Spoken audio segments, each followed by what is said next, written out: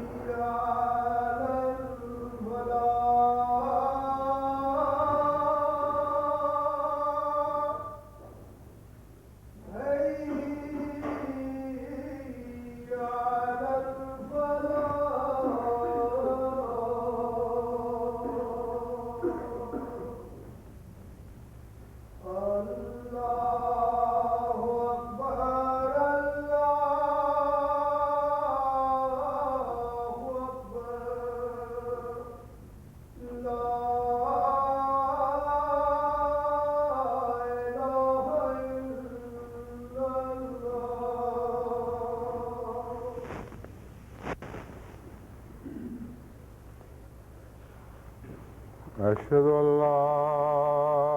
إله إلا الله وحده لا شريك له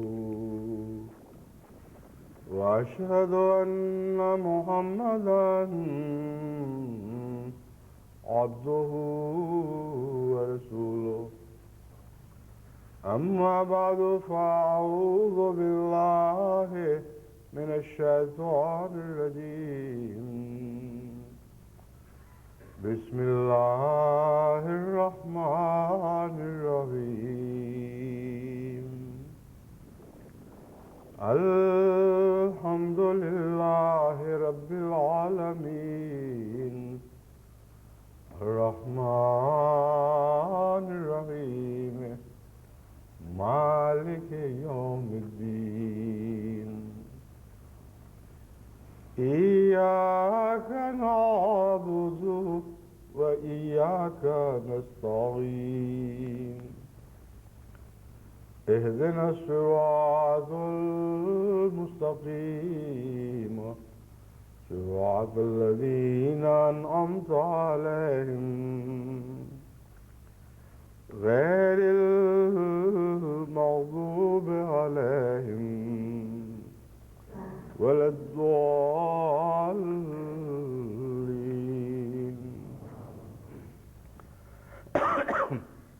گزشتہ جمعے میں نے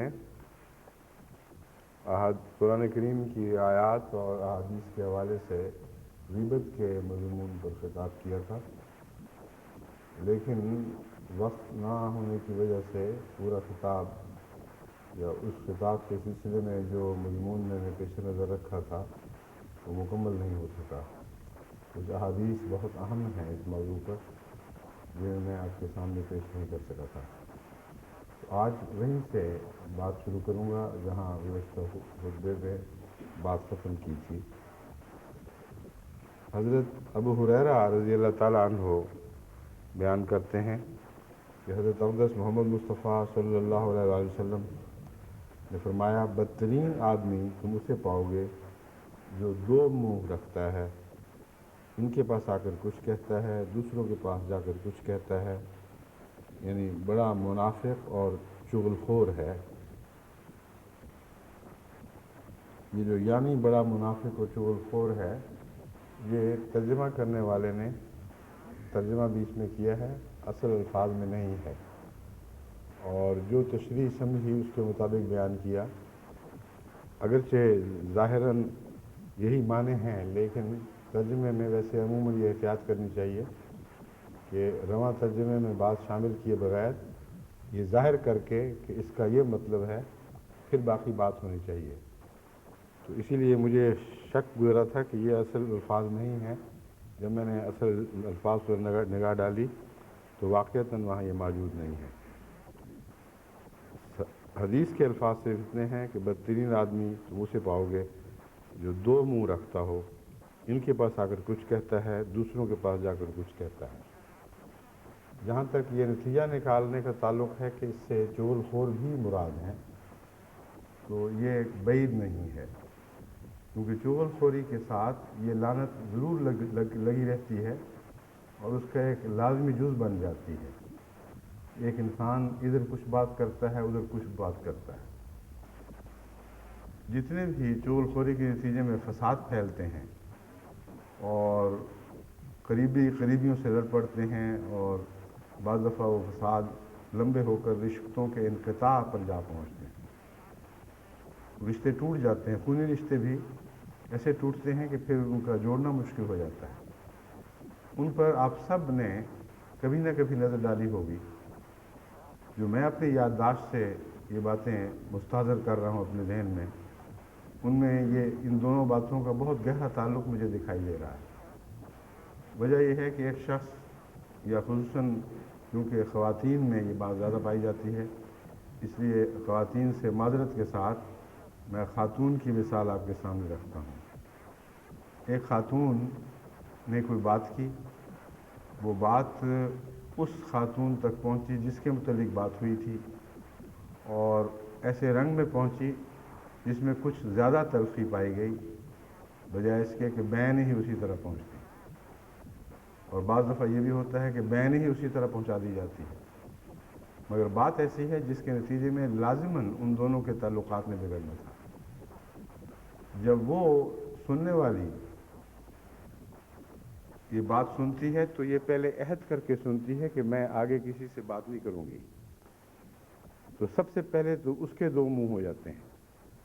یعنی وہ بات سنتی ہے اور پھر طیش میں آ کر بلا توقف دوسری خاتون پر حملہ آور ہوتی ہے، دھاوا بول دیتی ہے اس پر، اور اس کا سارا عہد کہ میں خاموش رہوں گی اور اپنے تک رکھوں گی وہ جھوٹا ثابت ہوتا ہے۔ تو اس کے دو منہ بن گئے، اور جو سننے والی ہے اس کے پہلے ہی سنانے والی ہے اس کے پہلے ہی دو منہ ہو چکے ہیں، کیونکہ جب وہ مجلس میں بیٹھی تھی تو امانت پہ بات ہو رہی تھی، اور اگر واضح طور پر یہ نہیں بھی کہا گیا تھا تو ایک عام دستور سے یہ بات بالکل واضح ہے کہ جب ایک انسان کسی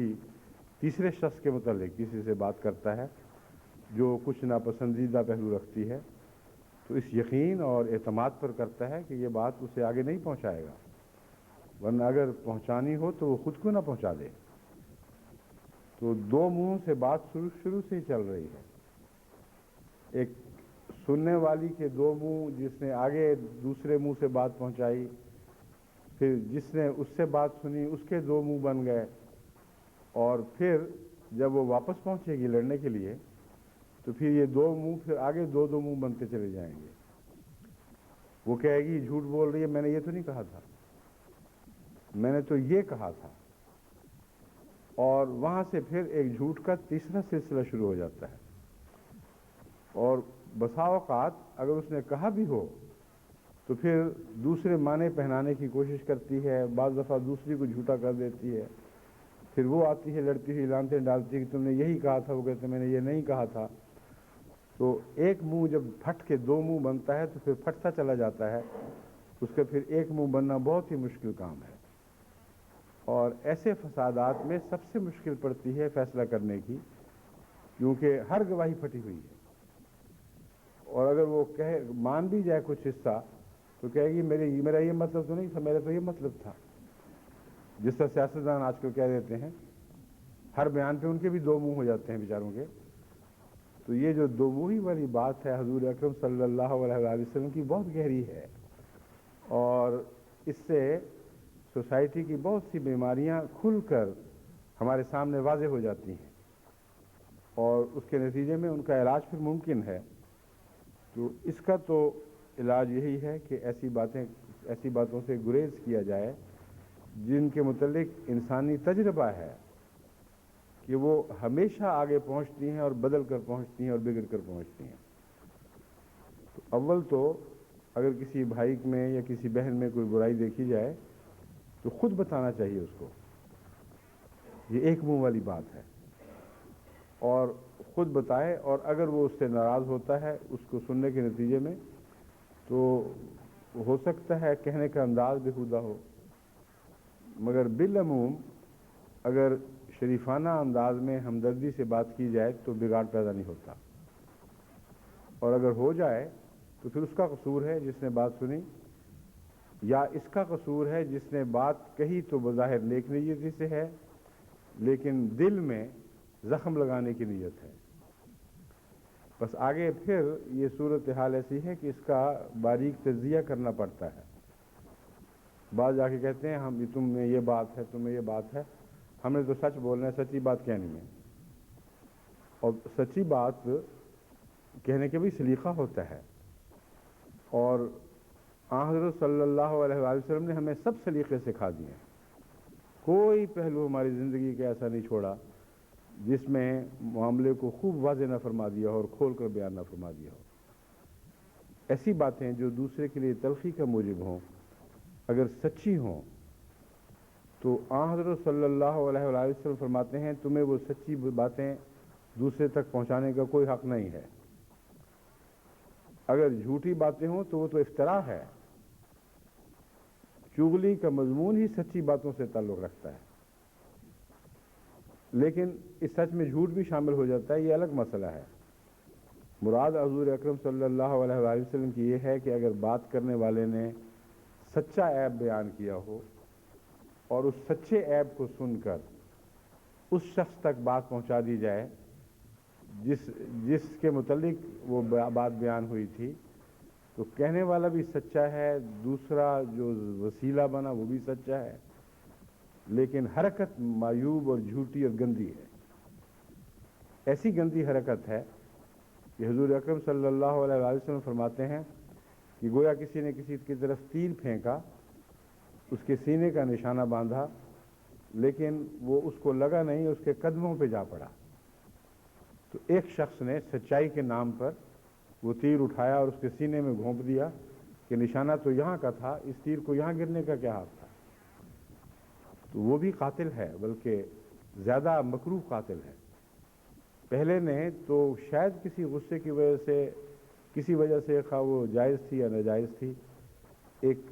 طبی جوش سے مجبور ہو کر یہ حرکت کی ہے۔ اس ظالم نے تو بغیر کسی جواز کے ایک معصوم شخص کی جان لی ہے، یہ کہہ کر کہ چونکہ اس کے متعلق بات کی گئی تھی اس لیے میرا فرض ہے کہ میں اس کو پہنچاؤں۔ بس حضرت صلی اللہ علیہ وآلہ وسلم نے ساری باتیں خوب کھول دی ہیں۔ سچ بہت اچھی چیز ہے، مگر کہاں بیان ہونا چاہیے؟ حضور صلی اللہ علیہ وآلہ وسلم نے فرماتے ہیں کہ جو باتیں میں تم سے کہتا ہوں اور وہ ایسی باتیں ہیں جن کا سوسائٹی سے تعلق ہے، وہ اچھی باتیں ہیں اور سوسائٹی کی امانت ہیں، اس لیے تمہارا فرض ہے کہ وہ امانت آگے پہنچاؤ۔ اب یہ امانت کا ایک مفہوم ہے جو باتیں سن کر آگے پہنچانے سے تعلق رکھتا ہے، ایک اور مفہوم ہے، اور وہ یہ ہے کہ آپ نے جو بات مجلس میں سنی ہے بغیر اس شخص کی اجازت کے جس نے وہ بات کہی ہو آگے نہیں پہنچانی۔ یہ ایک دوسرا مضمون ہے جو آن حضرت صلی اللہ علیہ وسلم نے امانت کے حوالے سے بیان فرمایا ہے. فرمایا المجالس بالامانت ہے. مجالس کا کے اندر ایک امانت کا مضمون داخل ہے، خواہ کہا جائے یا نہ کہا جائے. وہ حدیث جس کی طرف میں اشارہ کر رہا ہوں وہ یہ ہے، فرمایا عن جابر ابن عبداللہ عن نبی صلی اللہ علیہ وسلم قال اذا حدث الرجل الحدیث ثم التفت فهي امانہ. ترمذی کتاب البر والصلہ. کہ حضرت جابر بن عبداللہ سے روایت ہے کہ آن حضرت صلی اللہ علیہ وسلم نے فرمایا کہ جب کوئی شخص کوئی بات بیان کرتا ہے اور پھر اس کی توجہ ہٹ کر کسی اور طرف ہو جاتی ہے اور وہ بات وہی ختم ہوئی، تو اتنی بات جو پہلے کر چکا تھا، جس کا اس نے نہ نتیجہ نکالا، نہ یہ بتایا کہ لوگوں کے لیے ہے یا صرف تم تک رہنی چاہیے، وہ تمہارے پاس امانت پڑی ہوئی ہے. اور جس کی امانت ہے اس سے پوچھے بغیر تم اس کو آگے بیان نہیں کر سکتے. تو یہ ایک عمومی اصول ہے. اپنے متعلق یہ فرمایا کہ میں جو بات کرتا ہوں تمہاری بھلائی کے لیے کرتا ہوں، تمہاری خیر کے لیے کرتا ہوں، اس لیے یہ قوم کی امانت بن جاتی ہے. اور مجھ سے سنو، فَلْيُبَلِّغِ الشَّاهِدُ الْغَائِبَ. وہ جو حاضر ہے وہ اس بات کو اٹھائے اور جو غائب ہے اس تک پہنچائے. تو لفظ تو دونوں جگہ امانت استعمال ہوا ہے، مگر ان میں مفہوم بدل جاتا ہے. عام طور پر جو روزمرہ کی مجلسوں میں ہونے والی باتیں ہیں وہ امانت ہی رہتی ہیں اور پوچھے بغیر آگے نہیں چلانی چاہیے. بعض دفعہ میں نے دیکھا ہے ہمارے گھر میں بھی جب کھانے وغیرہ پہ بات ہو رہی ہے تو بعض لوگ وہاں موجود وہ آگے بات کر دیتے ہیں، اور بعض دفعہ وہ باتیں بگڑی ہوئی شکل میں پاکستان سے ٹکرا کر گنبد کی آواز بن کے مجھ تک پہنچتی ہیں. میں حیران ہو کے سوچتا ہوں کہ میں نے یہ کب کہا تھا،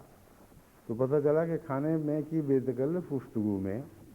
بعض ایسی باتیں کہیں جو مناسب نہیں تھیں کہ ان کا اظہار پبلک میں ہو، کیونکہ بعض ایسے لوگ اس میں ملوث تھے جن کا جماعت سے تعلق نہیں،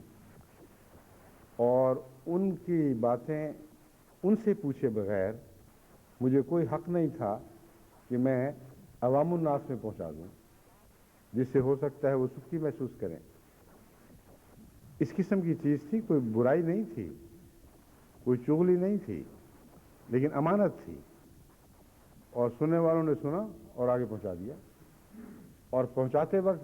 بگاڑ پیدا کیا. اس کی وجہ یہ ہے کہ جو باتیں سن کر یہ چسکا رکھتا ہے کہ میں بیان کروں آگے، اس میں عموماً دو منہی پائی جاتی ہے، اور یہ مزاج کا خاصہ ہے. ایک فطرتاً ایسے شخص میں دو منہی پائی جاتی ہے. تو وہ چونکہ چسکے کی خاطر بات بیان کرنا چاہتا ہے، اس لیے مبالغہ آمیزی بھی کرتا ہے، ملا بھی دیتے ہیں کچھ زیب داستاں کے لیے. جو بات مجھ سے سنی ہے وہ شاید اتنی زیادہ چسکے والی نہ ہو، تو انہوں نے کہا کیوں نہ تھوڑا سا اور اضافہ کر دوں. عجیب و غریب لطیفے بنے وہ کہ میں حیران رہ گیا. پاکستان سے اطلاع ملی کہ فلاں لوگ ربوہ میں یہ باتیں کرتے پھر رہے ہیں کہ آپ نے فلاں کے ساتھ یہ آپ کے تعلقات قائم ہوئے، فلاں سے یہ آپس میں عہد و پیمان ہوئے. حالانکہ کوئی دور کی بھی سچائی ان باتوں میں نہیں تھی، یعنی ان عہد و پیمان میں جن کے ذکر ہو رہے تھے، مگر بنیاد سچی تھی. کہ بنیادی طور پر ایک واقعہ ہوا تھا جس کو غلط معنی دے کر غلط طور پر پہنچایا گیا. تو لوگ جو خاموشی سے کرتے ہیں ان کی نیت میں ایک فتنہ اور خرابی ضرور ہوتی ہے، ورنہ ایسے موقع پر پوچھ لینا چاہیے. جب حضور صلی اللہ علیہ وسلم نے فرمایا ہے کہ امانت ہے تو پوچھنا چاہیے. اور بعض دفعہ اس شخص تک بات پہنچاتے ہیں جس کے متعلق ذکر کیا ہے، ذکر سچا ہے، میں اور رنگ میں اس کی اصلاح کی کوشش کا ارادہ رکھتا ہوں. میری نیت یہ ہوتی ہے کہ باقاعدہ نظام جماعت کی معرفت اس سے پوچھوں گا، اور ایک خاص ذہن میں طریق ہے، اور ضمناً کوئی بات کرتا ہے تو اس کے جواب میں وہ بات کر دیتا ہوں. تو جہاں بھی یہ بات ہوتی ہے وہ امانت بن جاتی ہے. تو چغلی میں بھی مختلف درجے ہیں. بعض ادنا درجے کی چغلیاں ہیں جن میں اتنی گھنونی نیت شامل نہیں ہوتی جتنی عموماً چغلی کے ساتھ وابستہ ہے، بلکہ وہ بے احتیاطیاں ہیں جن کو آن حضرت صلی اللہ علیہ وسلم اپنے اعلیٰ مقام کے جب دیکھتے ہیں تو انہیں خیانت فرماتے ہیں، کہتے ہیں جن مسلمانوں کا مجھ سے واسطہ ہے جو میرے تربیت یافتہ ہیں، ان سے میں جس اعلیٰ مقام کی توقع رکھتا ہوں ان میں یہ باتیں بھی خیانت بن جاتی ہیں۔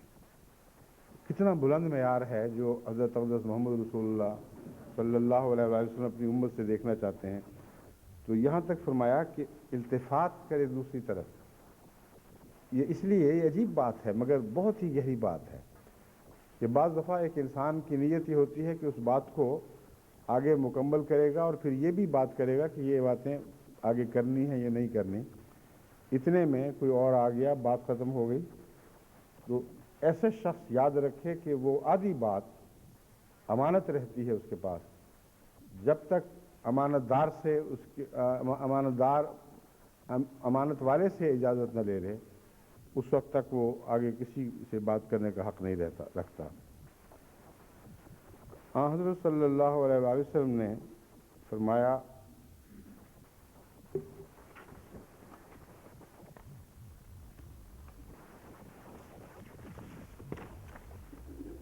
ایک لمبی حدیث ہے جس میں بہت سی نصائیں فرما دی گئی ہیں۔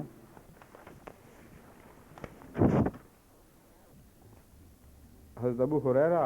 رضی اللہ تعالیٰ عنہ بیان کرتے ہیں، اور یہ مسلم باب تحریم الظن و بخاری کتاب الادب سے لی گئی ہے۔ حضرت ابو ہریرہ رضی اللہ تعالیٰ عنہ بیان کرتے ہیں کہ حضور صلی اللہ علیہ وآلہ وسلم نے فرمایا بدظنی سے بچو، کیونکہ بدظنی سخت قسم کا جھوٹ ہے۔ ایک دوسرے کے عیب کی ٹوہ میں نہ رہو، اپنے بھائی کے خلاف تجسس نہ کرو، اچھی چیز ہتھیانے کی حرص نہ کرو، حسد نہ کرو، دشمنی نہ رکھو، بے رخی نہ برتو، جس طرح اس نے حکم دیا ہے اللہ کے بندے اور بھائی بھائی بن کر رہو۔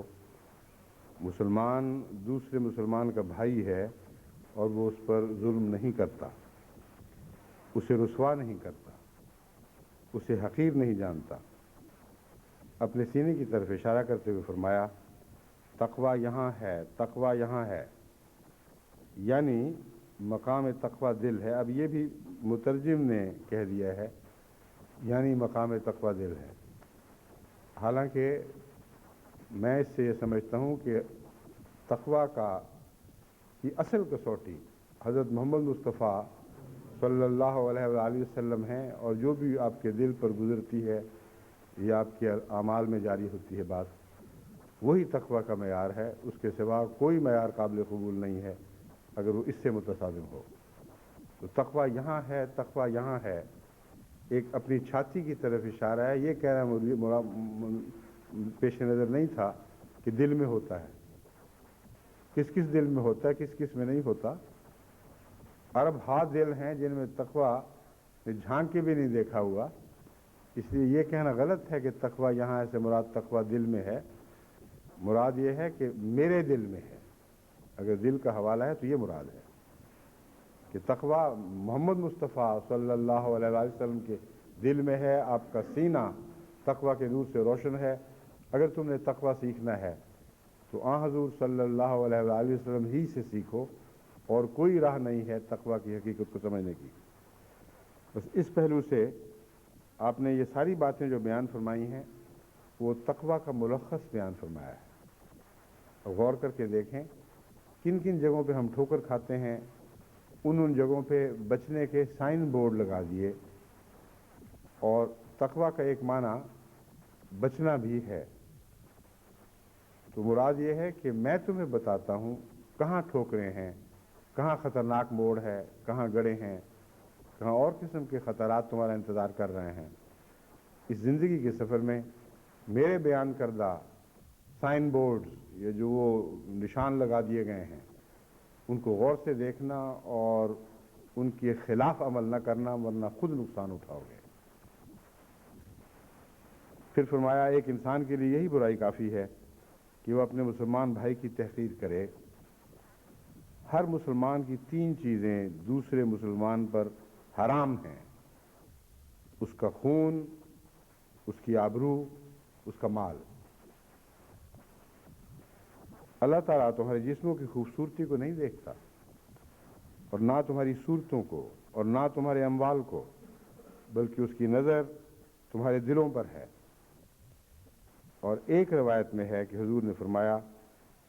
کہ ایک دوسرے سے حسد نہ کرو، اپنے بھائی کے خلاف جاسوسی نہ کرو، دوسروں کی عیبوں کی ٹوہ میں نہ لگے رہو، ایک دوسرے کے سودے نہ بگاڑو، اللہ تعالیٰ کے مخلص بندے اور بھائی بھائی بن کر رہو. تو اس میں وہ تمام خطرات بیان فرما دیے گئے جو عموماً معاشرے کا امن بگاڑنے کا پر منتج ہوتے ہیں، کا محرک بنتے ہیں، کی وجہ بن جاتے ہیں. اور اتنا کھول کھول کر بیان فرما دیا گیا ہے کہ اگر ہم اپنے معاشرے میں، یعنی احمدی معاشرے میں، اس حدیث کی روشنی میں اپنے اعمال کی نگرانی شروع کریں تو سب سے پہلے یہ صدمہ پہنچے گا دیکھ کر کہ ابھی ہمیں بہت کچھ سیکھنا اور بہت کچھ کرنا ہے، کیونکہ ان میں بہت سی ایسی باتیں ہیں جو عام طور پر اچھے نیک لوگوں میں بھی کسی نہ کسی حد تک اور کسی نہ کسی مرتبے کی پائی جاتی ہیں. اور وہ جب جڑ موجود رہتی ہے تو جب وقت آتا ہے، جب موسم بدلتا ہے، تو اس جڑ سے پھر وہ فساد کا اور خبیث پودا بھی نکلنا شروع ہو جاتا ہے. تو حضرت صلی اللہ علیہ وسلم نے یہ سارے جڑیں بیان فرما دی ہیں، اور ضروری نہیں کہ یہ ہر وقت ہر ایک کو دکھائی دیں. ان میں سے ہر ایک چیز ایسی ہے جس میں یہ مادہ موجود ہے کہ وہ سر اٹھائے اور نہایت ہی خبیث درخت بن جائے، جس کے پھل سے جنتیں جہنموں میں تبدیل ہو سکتی ہیں. وہ شجرہ ممنوع ہے ہر ایک ان میں سے، جس کے بعد جنتوں کے امن اٹھ جایا کرتے ہیں. تو ہم نے تو دنیا کی میں پیدا ہونے والی ایک جنت کی طرف بلانا ہے، جو آسمانی جنت ہے، جس نے اس دنیا کے حالات تبدیل کرنے ہیں. اور یہ جنت اپنے معاشرے میں پیدا کیے بغیر ہم کیسے کسی کو بلا سکتے ہیں؟ اس لیے بحثوں کے بھی کچھ وقت ہوتے ہیں، اختلافات کو دلیلوں سے حل کرنے کے بھی موسم ہوا کرتے ہیں. لیکن آج کل کا جو دور ہے اس میں سب سے زیادہ وقت کا تقاضا یہی ہے کہ ہم اپنے اعمال سے ایک ایسا حسین معاشرہ دنیا کے سامنے پیش کریں کہ وہ دیکھیں اور انہیں محسوس ہو کہ جنت ہے تو یہاں ہے، اور اس میں آئے بغیر انہیں تسکین نہ ہو، انہیں امن میسر نہ آئے. یہ وہ باتیں ہیں جو محض کوئی فرضی اوپر کے دائرے میں دوڑنے پھرنے والی باتیں نہیں ہیں. یہ روزمرہ کی زندگی میں ہر گھر میں ہونے والی باتیں ہیں جن کے متعلق میں آپ سے گفتگو کر رہا ہوں. ایسی باتیں ہیں جن کا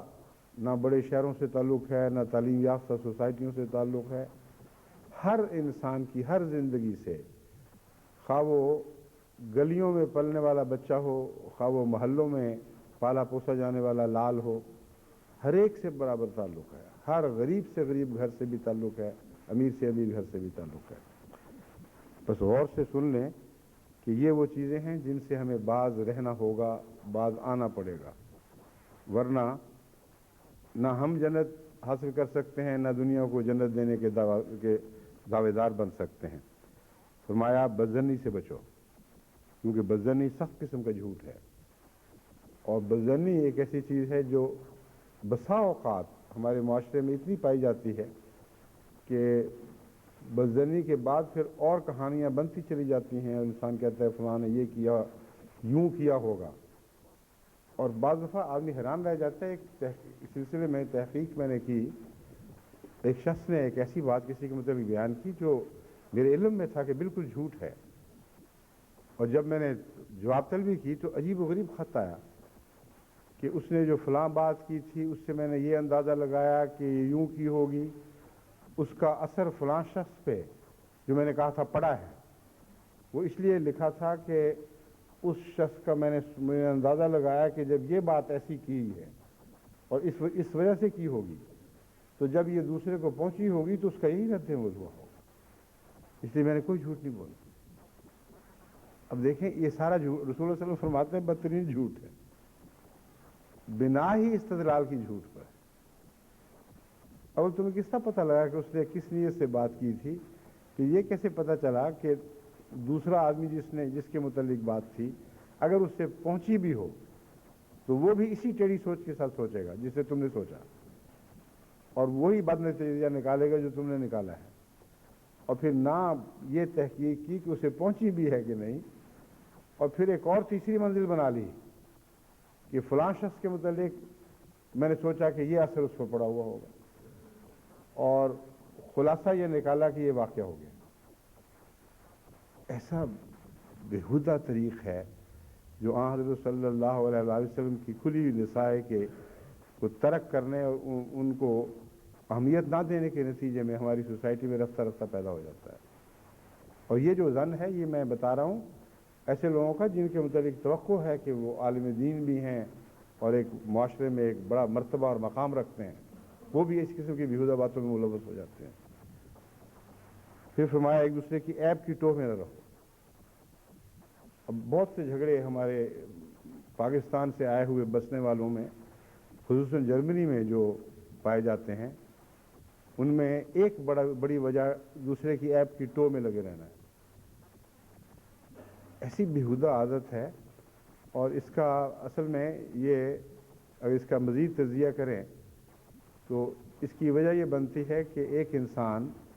جب دوسرے کو اپنے سے اچھا دیکھے اور خود اچھا بننے کی صلاحیت یا طاقت نہیں ہے کہ نیکی میں اس سے آگے بڑھ سکے، تو اس کی ٹانگ کھینچ کے اپنے سے نیچا کرنے کی جو خواہش ہے وہ ہے جو ٹوہ لینے پر منتج ہوتی ہے۔ اچھا وہ ہمیں پتہ ہے جیسا بنتا پھرتا ہے، جیسا معاشرے میں عزت ہے، چلو ہماری تو نہیں مگر ہم اس کی ایسی بات نکالیں گے کہ سارے معاشرے میں کہہ سکیں گے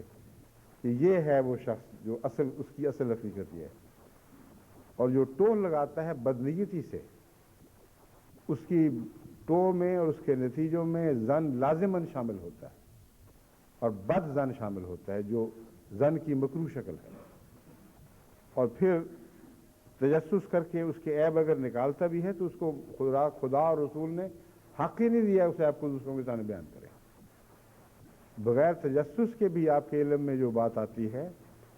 اسلامی معاشرے میں آپ کو کوئی حق خدا نے نہیں دیا کہ آپ اس بات کو اچھال کر عوام الناس میں پھیلائیں۔ جو اولو الامر ہیں، جن کے سپرد نظام کیا گیا ہے، ان تک باتیں پہنچانا فرض ہے، لیکن اتنی ہی باتیں جو سچی ہوں۔ لیکن عوام الناس میں ان باتوں کی تشہیر تو شروع سے ہی منع ہے، بلکہ بعض صورتوں میں بڑی سخت سزا دی گئی ہے۔ ایک صورت میں تو 80 کوڑے کی سزا ہے ایسے شخص کے لیے، قطع نظر اس کے کہ وہ واقعہ ہوا ہوگا کہ نہیں ہوا ہوگا۔ قرآن نے جو شرائط لگائی ہیں ان شرائط پر چونکہ وہ بیان کرنے والا پورا نہیں اترتا اور اس نے ناحق تشہیر کی ہے ایک بات کی، اس لیے اسے 80 کوڑے تک کی سزا مقرر فرما دی گئی ہے۔ تو چھوٹی موٹی باتوں میں جہاں سزا نہیں ہے وہاں تو لوگ بے دھڑک ایسی باتیں کرتے ہیں، ٹوہیں لگاتے، اندازے لگاتے، پھر چسکے لینے کے لیے سوسائٹی میں وہ باتیں پھیلاتے اور اس کے نتیجے میں سارے معاشرے میں زہر گھول دیتے ہیں۔ فرمایا اچھی چیز ہتھیانے کی بھی حرص نہ کرو، اور دیکھیں ان دونوں باتوں کو اکٹھا جوڑ دیا ہے، تجسس اور اچھی چیز کو، اور یہی وہ نفسیاتی نقطہ ہے جو میں نے آپ کے سامنے رکھا تھا کہ کسی کی اچھی چیز ہے جو اس کے پاس ہے، وہ تمنا یہ ہے کہ وہ مجھے ملے، وہ خواہ عزت ہو یا کوئی اور دنیا کا مقام ہو یا کوئی مال دولت وغیرہ کی قسم کی چیز ہو، کسی بھائی کو اچھا دیکھا جائے اور یہ تمنا ہو کہ مجھے مل جائے، میں اس سے لے لوں، میری ہو جائے، یہ ہے جو پھر کئی طرح سے اس سے انتقام لینے پر انسان کو آمادہ کرتی ہے۔ اور ایک انتقام کا طریقہ یہ ہے کہ اس کی برائیاں ڈھونڈو اور اسے معاشرے میں پھیلاؤ۔ فرمایا حسد نہ کرو، یہ اچھی چیز دیکھ کر تمہارے دل میں حسد پیدا ہوتا ہے۔ ہر بات جس سے جو فطرت کے اندر موجود ہے اس کی دو صورتیں ہیں اور دونوں صورتیں حضور صلی اللہ علیہ وسلم نے بیان فرما دی ہیں۔ ایک صورت اس میں پیش ہو رہی ہے اس حدیث میں، ایک شخص کسی دوسرے کو اپنے سے اچھا دیکھتا ہے، اگر اچھا دیکھتا ہے تو اس کے نتیجے میں اگر تکلیف ہو رہی ہے کسی قسم کی تو پھر جو کچھ بھی جذبات پیدا ہوئے ہیں وہ حسد ہیں۔ اگر خوشی ہو رہی ہے تو اسے رشک کہتے ہیں، وہ حسد نہیں ہے۔ تو حضور صلی اللہ علیہ وسلم نے رشک سے منع نہیں فرمایا بلکہ حسد سے منع فرمایا ہے، اور حسد کی پہچان یہ ہے، اور یہ ایسی پہچان ہے جو کبھی آپ سے جھوٹ نہیں بولے گی۔ جب اپنے بھائی کو کسی اچھی حالت میں دیکھیں تو اپنے دل کو ٹٹول کر دیکھیں آپ کو خوشی ہوئی ہے کہ غم پہنچا ہے۔ اگر معمولی سا بھی صدمہ ہوا ہو تو پھر آپ میں حسد پیدا ہونے کا احتمال موجود ہے، خطرہ موجود ہے، اور اگر خوشی ہے تو پھر آپ شوق سے اللہ تعالیٰ کا شکر ادا کرتے ہوئے اس خوشی سے فائدہ اٹھائیں، اور وہ فائدہ یہ بیان فرمایا ہے فاستبقوا الخیرات، اور یہ رشک کے نتیجے میں پیدا ہوتا ہے۔ فرمایا اگر تمہیں کوئی اچھا لگتا ہے تو اس خوبی میں اس سے آگے نکلنے کی کوشش کرو، یہ منع نہیں ہے، یہ رشک کی پیداوار ہے۔ حسد کی پیداوار یہ ہے کہ اس کی خوبی کو برائی میں تبدیل کرنے کی کوشش کرو، خواہ سچ ہو خواہ جھوٹ ہو، اور مقصد دونوں صورتوں میں اوپر آنا ہے۔ اب دیکھیں، موازنہ کر کے دیکھیں، نتیجہ دونوں صورتوں میں آخری نتیجے کی نیت ایک ہی ہے کہ میں اوپر ہو جاؤں اس سے۔ فرمایا ایک طریقہ ایسا ہے جس سے تمہاری فطرت کی پیاس بجھے گی اور اچھے طریق پر بجھے گی، اور وہ ہے اونچے بے شک ہو، اونچے ہونے سے منع نہیں فرمایا گیا۔ کہیں بھی انسانی فطرت کے طبی جذبات کو غلط قرار نہیں دیا، کیونکہ یہ خدا کی پیداوار ہے، خدا نے پیدا کیا ہے ان چیزوں کو۔ ان کے برمحل استعمال کا نام اعلیٰ خلق ہے، ان کے برمحل استعمال کا نام نیکی ہے۔ تو تمنا تو ہے کہ میں اونچا ہوں بھائی سے، لیکن اسی کی نیکی میں اس کو شکست دے کر اعلیٰ درجے کی نیکی حاصل کر کے بے شک آگے بڑھ جاؤ، لیکن اس کی اچھائی کو برائی میں تبدیل کر کے، یہ ایسی برائی اس میں ڈھونڈ کر جو اس میں ہے ہی نہیں، اور وہ بیان کر کے، یا برائی ڈھونڈ کر جو اس میں ہے پھر اسے تشہیر کر کے، اس کی تشہیر کر کے جو کام تم کرو گے وہ حسد کے نتیجے میں ہے، اور قرآن اس کی اجازت نہیں دیتا۔ پھر فرمایا حسد نہ کرو، دشمنی نہ رکھو، کیونکہ جیسا کہ میں نے بیان کیا، حسد پہلے بھی کھول کر بیان کر چکا ہوں، حسد بنیادی طور پر کسی دشمنی کے نتیجے میں پیدا ہوتا ہے، اور یہ مزید پہچان ہے کہ ہمارے تعلقات کیسے ہیں۔ اگر کسی کی خوبی، اس کو خدا کی کوئی عطا کسی انسان کو تکلیف دیتی ہے تو اس کے نتیجے میں حسد تو پیدا ہوگا، مگر حسد پہچان ہے دشمنی کی۔ ایسا شخص اس کا بھائی نہیں ہے، بھائی کہلاتا بھی ہے تو بھائی والی محبت دل میں موجود نہیں، بلکہ بنیادی طور پر اس سے کچھ عداوت ہے۔ تو فوراً فرمایا حسد نہ کرو، دشمنی نہ رکھو، کیونکہ حضور صلی اللہ علیہ وسلم سے بڑھ کر انسانی نفسیات کا ماہر نہ کبھی پیدا ہوا نہ کبھی پیدا ہو سکتا ہے۔ حیرت میں انسان ورتا ہے، حیرت میں ڈوب جاتا ہے جب آپ کی چھوٹی چھوٹی پاک نصیحتوں پر غور کرتا ہے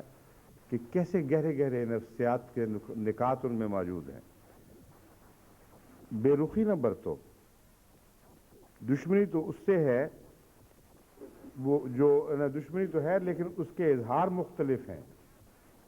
اور کچھ نہیں تو ایک اظہار یہ بھی فرمایا کہ انسان اس سے بے رخی برتنے لگ جاتا ہے، اور بے رخی کمزور سے بھی برتی جاتی ہے اور اپنے سے بڑے سے بھی برتی جاتی ہے۔ یہ وہ نقطہ ہے جسے حضور سمجھا رہے ہیں اور سمجھنا چاہیے۔ اس سارے تعلق میں آپ کے کسی اچھے سے تعلقات کی باتیں ہو رہی ہیں، اور اس کے نتیجے میں جو آپ کے دل میں رد عمل پیدا ہو رہے ہیں ان کے تذکرے، اس پر بے رخی انسان کیسے برتتا ہے۔ ہوتا یہ ہے کہ بسا اوقات اچھا دیکھ کر دل ایسا کڑتا ہے کہ اس سے انسان تعلق ہی توڑ لیتا ہے، اور یہ بھی ایک تکبر کا اظہار ہے کہ ہمیں کوئی پرواہ نہیں اس کی، ہم اس کی طرف پیٹھ پھیر کے ادھر چلے جاتے ہیں۔ اور خصوصاً پنجاب کے شریکوں میں جو روایتی طور پر ہمارے زمیندارہ خاندانوں آپس کے تعلقات میں پایا جاتا ہے،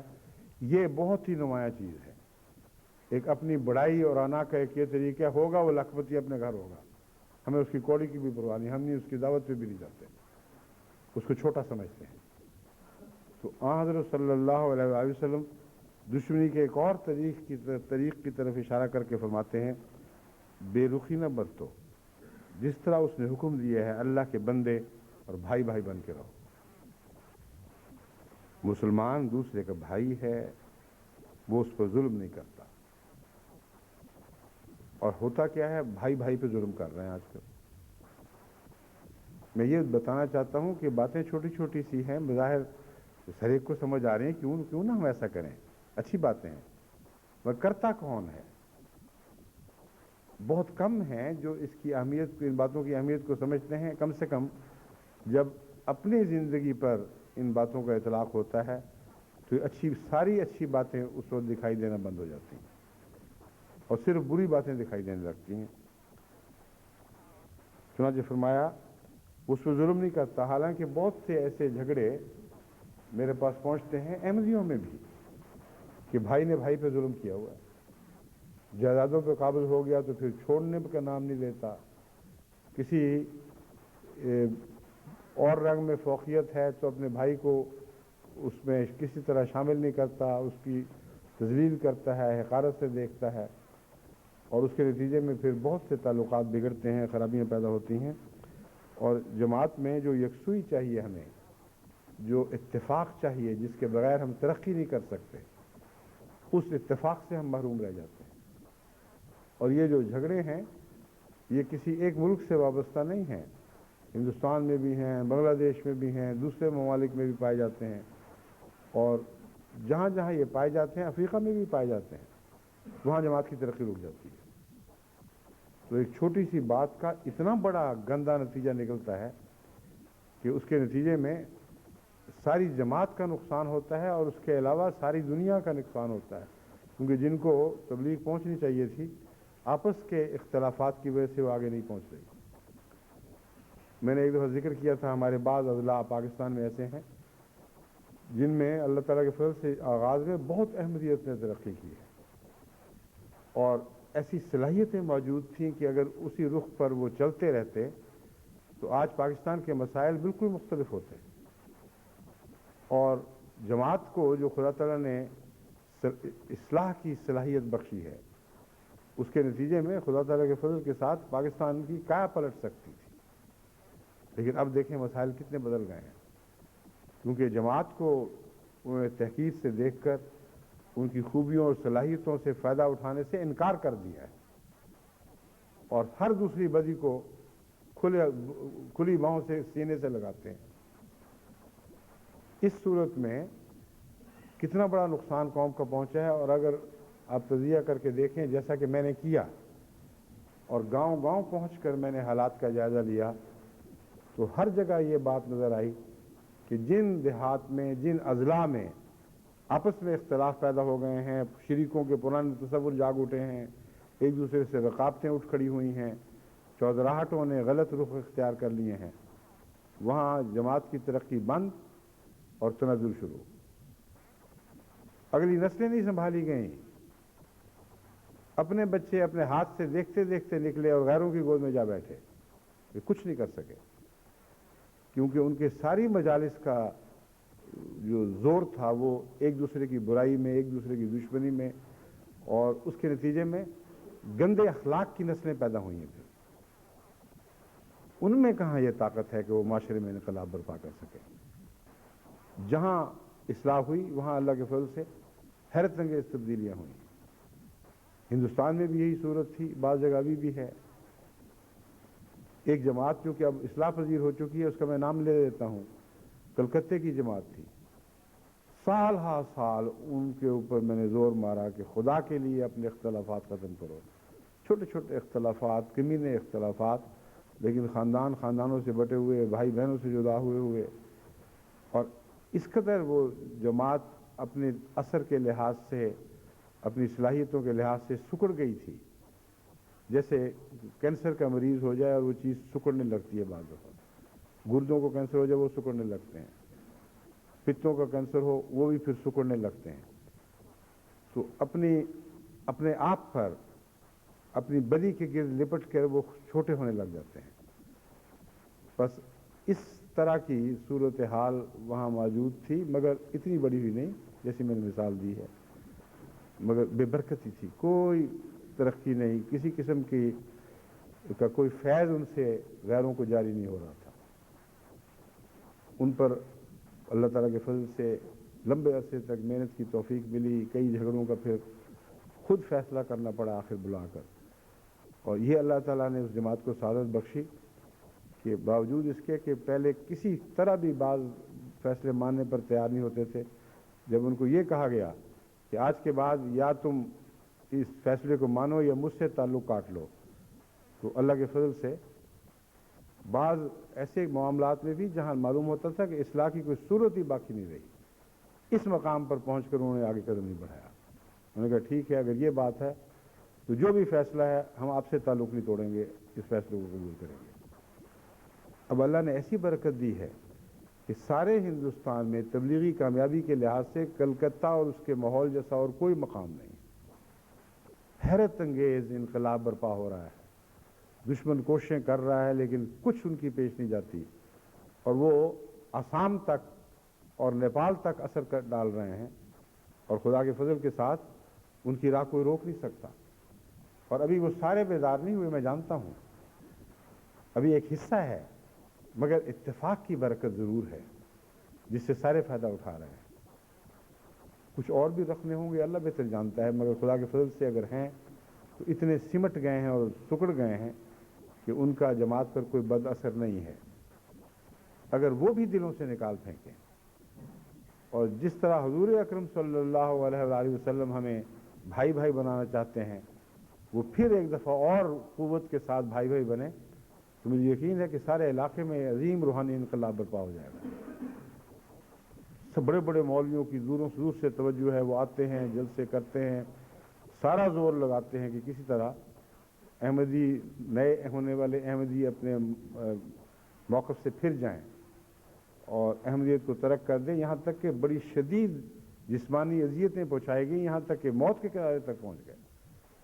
لیکن اللہ تعالیٰ نے ان کو ایسا استقلال بخشا ہے، ایسا صبر عطا کیا ہے، اور ایسی محبت جماعت سے پیدا ہو گئی ہے کہ وہ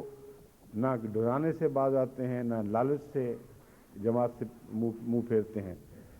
اور بنیادی طور پر وہی چیز ہے، اور کوئی انقلاب نہیں برپا ہوا، صرف یہ کہ وہ آپس میں جو اختلاف تھے وہ خدا کے نام پر اور خلافت سے تعلق کے نتیجے میں اختلافات پر اپنے دماغ کے راستے قائم رہتے ہوئے ان کو ترک کر دیا۔ یہ قربانی ہے، یعنی یہ ضد نہیں توڑی کہ ہم سچے ہیں اور وہ جھوٹا ہے، لیکن یہ بات مان گئے جو حضرت مسیح موعود علیہ السلام کا پیغام میں نے ان کو دیا کہ سچے ہو کر جھوٹوں کی طرف تزلل اختیار کرو۔ میں یہ بحث نہیں کرتا کہ تم سچے ہو کہ وہ جھوٹے، تم اگر جھوٹے ہو وہ جھوٹا ہے، تم سچے ہو۔ تو مسیح موعود نے تو سچوں کو فرمایا ہے، جھوٹوں سے تو مخاطب ہی نہیں ہوئے، سچوں کو فرمایا ہے سچے ہو کر جھوٹوں کی طرح تزلل اختیار کرو۔ اس سے بڑا اصلاح کا اور کوئی نسخہ ممکن نہیں۔ یہ اس امام کی فراست ہے جس نے خدا سے نور پایا ہے، کیسا عظیم حل ہے۔ ورنہ اگر آپ یہ بحثیں کرتے رہیں کہ ثابت کر دیں کہ فلاں جھوٹا اور فلاں سچا، تو بعض ایسے جھگڑالو لوگ ہیں اور بعض نزاع ایسے پیچیدہ ہوتے ہیں کہ نہ سننے والے بات مانیں گے، نہ آپ حقیقت میں آخری یقین کے ساتھ کہہ سکتے ہیں کہ فلاں سچا اور جھوٹا، فلاں جھوٹا۔ ایک حالات کے مطابق ایک سرسری اندازہ سا ہے، اور بعض پیچیدہ حالات میں اندازے سے بڑھ کر اس کی کوئی حیثیت نہیں ہوتی، تو بعض لوگ شکوے کرتے ہیں کہ نہیں غلط فیصلہ ہو گیا، شریعت کے خلاف ہو گیا، ہم سچے ہیں، فلاں جھوٹا ہے۔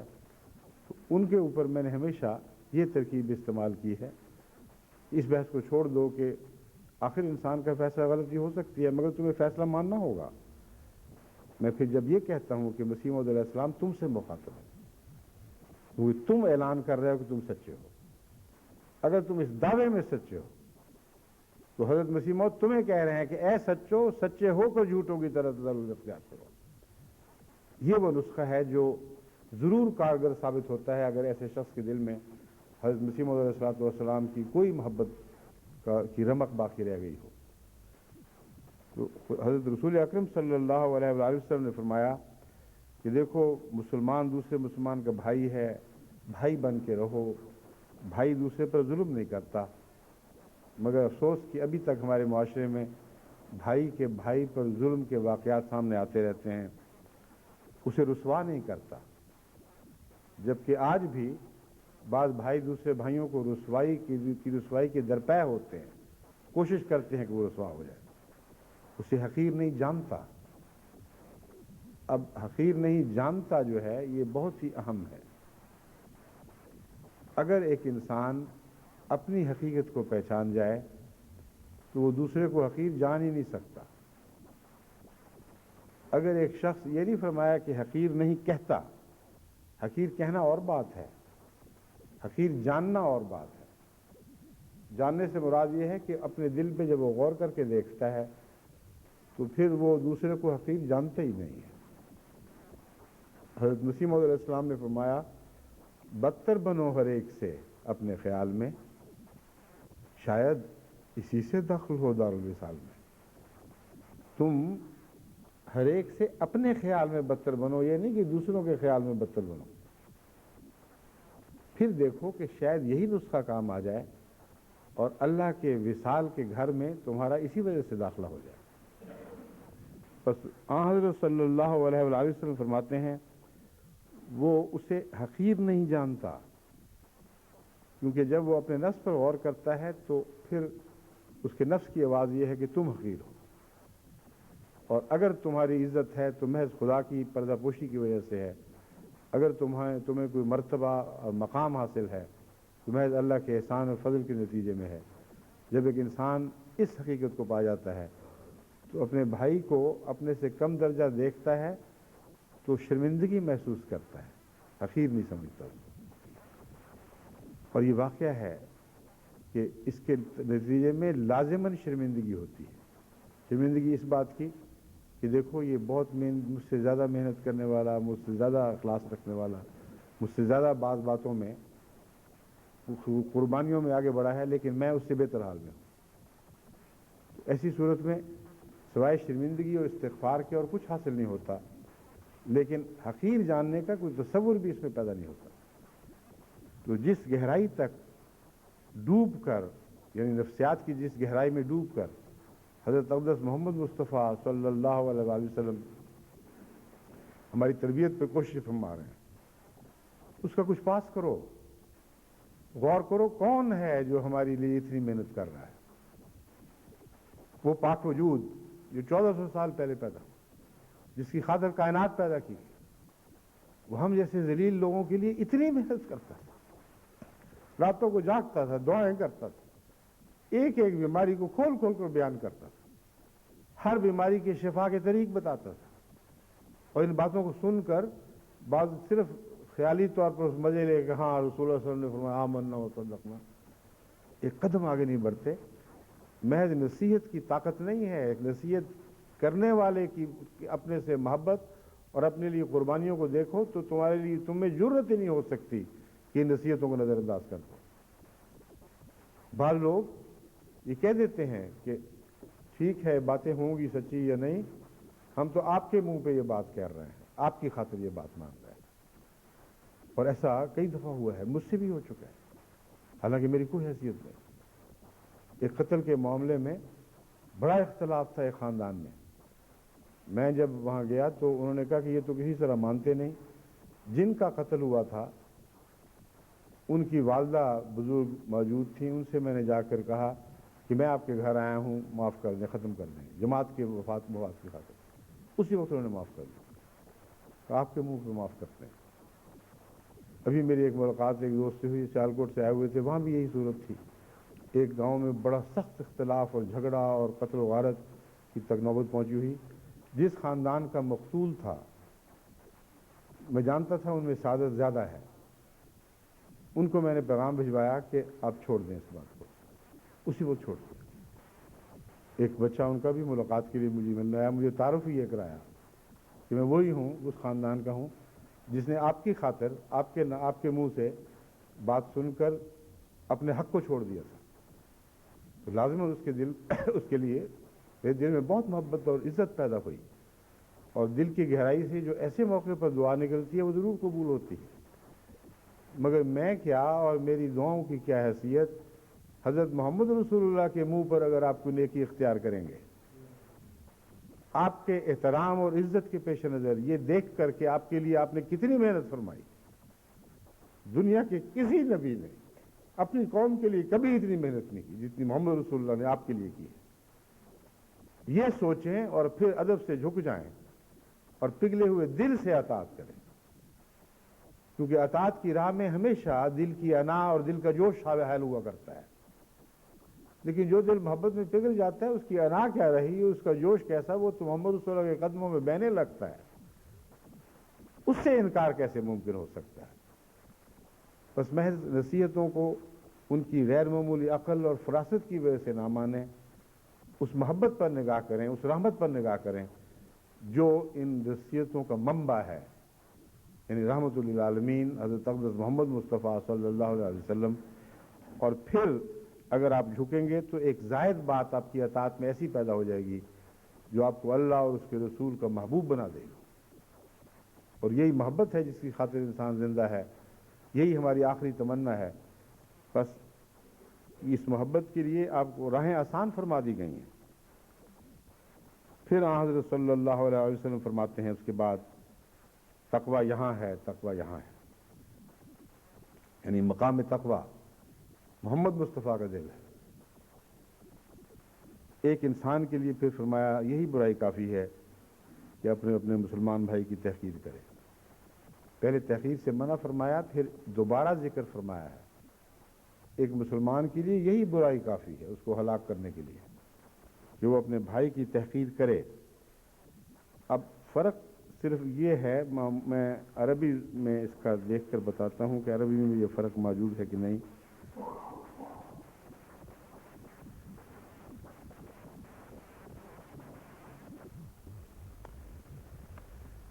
ایک ہی جیسے الفاظ ہیں دونوں جگہ، اسے حقیر نہ سمجھو کا معنی بھی لیا جا سکتا ہے، اور حقیر نہ کرو تو دوسری جگہ بھی، چونکہ وہی لفظ استعمال ہوئے ہیں اس لیے اسی مضمون میں ہیں۔ دونوں باتیں اس میں پائی جاتی ہیں، اپنے بھائی کو اپنے دل میں حقیر نہ سمجھو، اور دوسرا اپنے بھائی سے حقارت کا سلوک نہ کرو۔ تو فرمایا کسی مسلمان کی ہلاکت کے لیے اس کا یہی جرم کافی ہے، یہی برائی کافی ہے کہ وہ اپنے بھائی کی تحقیر کرے اور اس سے تحقیر کا سلوک کرے۔ ہر مسلمان کی تین چیزیں دوسرے مسلمانوں پر حرام ہیں، اس کا خون، اس کی آبرو اور اس کا مال۔ خون تک تو نوبت کبھی کبھی پہنچتی ہے، لیکن آبرو اور مال تک تو روزانہ نوبت آتی ہے۔ اور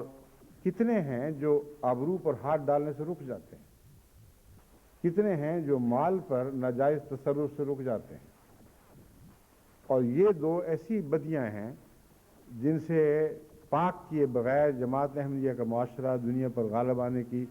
صلاحیت ہی نہیں رکھتا۔ اس لیے اگر برکت ہے تو ان چند کی برکت ہے جو ان باتوں میں خدا کے فضل کے ساتھ خوب پاک صاف کیے گئے ہیں، مگر جس دور میں ہم داخل ہیں، جس طرح خدا کے فضل ہم پر نازل ہو رہے ہیں، میں آپ سے یہ توقع رکھتا ہوں کہ ان باتوں کو بار بار جوالی کی طرح سوچیں اور ان پر عمل کی کوشش کریں، ان کو کھنگالیں اور اپنے دلوں کو کھنگالیں، اور محمد رسول اللہ علیہ وسلم کے فیض اور پاک باتوں کی برکت سے اپنے دلوں کو پاک کریں، اپنی نیتوں کو صاف کریں، اور معاشرے کو ایسے معاشرے کو جنم دیں جو ان باتوں کی ایک زندہ مثال بن جائے جو آپ کے سامنے پیش کی جا رہی۔ اور پھر آپ دیکھیں کہ آپ نے کیا حاصل کیا اور کیا کھویا ہے، تو آپ میں سے ہر ایک کا دل اس یقین سے بھر جائے گا کہ جہنم کھوئی ہے اور جنت حاصل کی۔ اس سے پہلے آپ جہنم کی زندگی بسر کر رہے تھے۔ یہ جھوٹے چسکے تھے، جو مزے تھے باتوں کے، غیبتوں کے، تحقیر کے، ان سب کے اندر ایک جہنم کی آگ پائی جاتی تھی جو آپ کے دل میں جلتی تھی، وہیں سے بھڑکتی تھی، معاشرے کو جلانے کی صلاحیت رکھتی تھی، جب وہ اگل اگل کے آپ کے منہ سے نکلتی تھی، تو ایسے سانپوں کی طرح تھے جو کہانیوں میں پائے جاتے ہیں اور بتاتے ہیں کہ وہ آگ اگلتے ہیں۔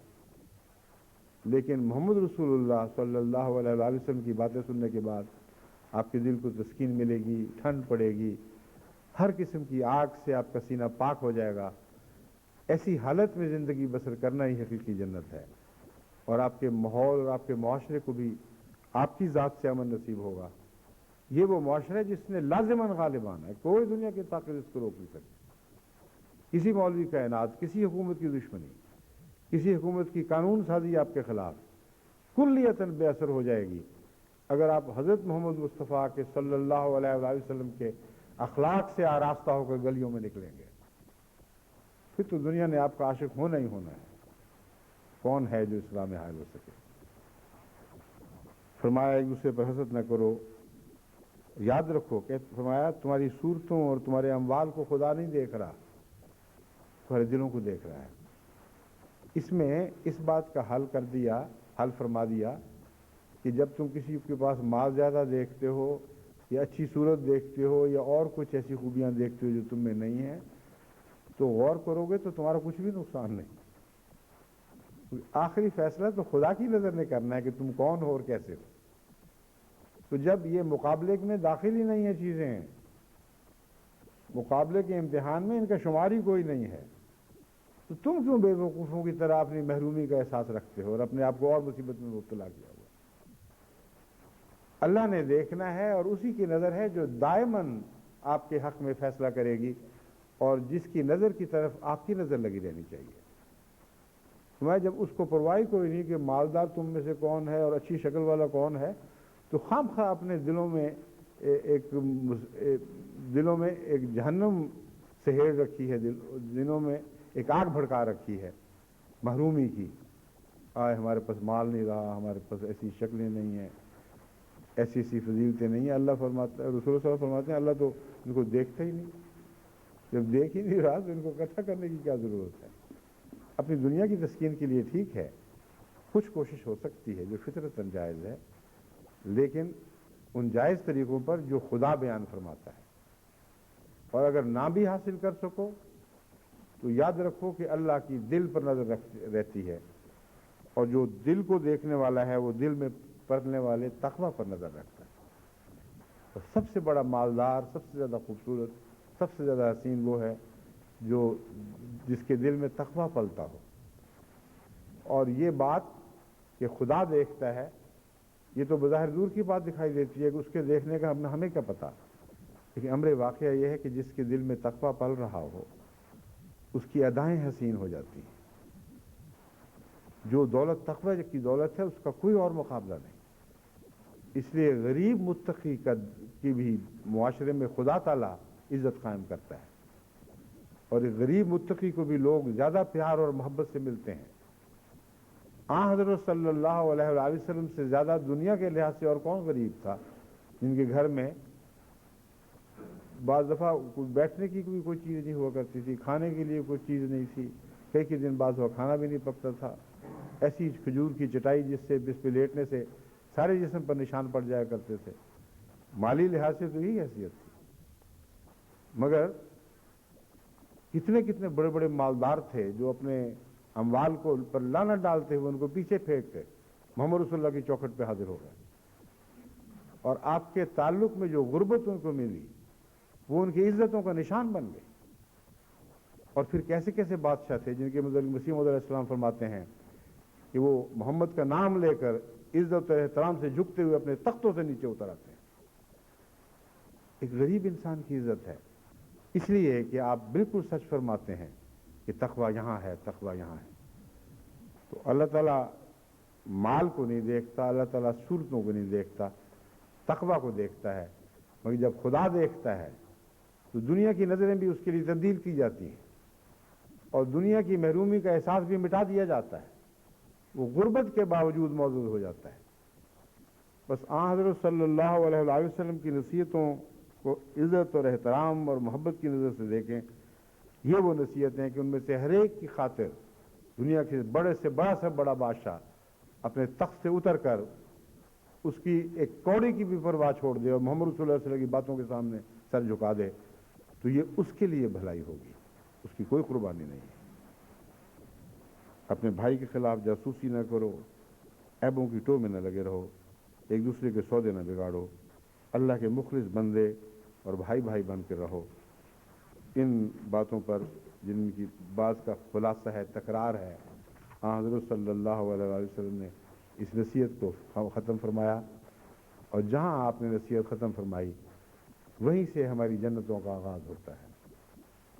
وہیں سے ہمارے تمام مصائب اور دلدلوں اور مصیبتوں کا حل کا سفر شروع ہوتا ہے۔ اللہ ہمیں اس کی توفیق عطا فرمائے۔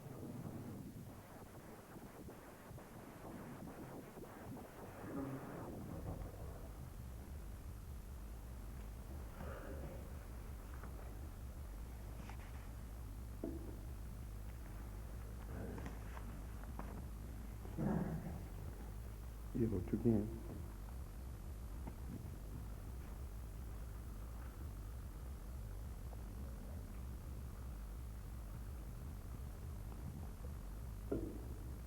الحمد للہ نحمدہ ونستعینہ ونستغفرہ ونؤمن بہ ونتوکل علیہ ونعوذ باللہ من شرور انفسنا ومن سیئات اعمالنا من یهدہ اللہ فلا مضل له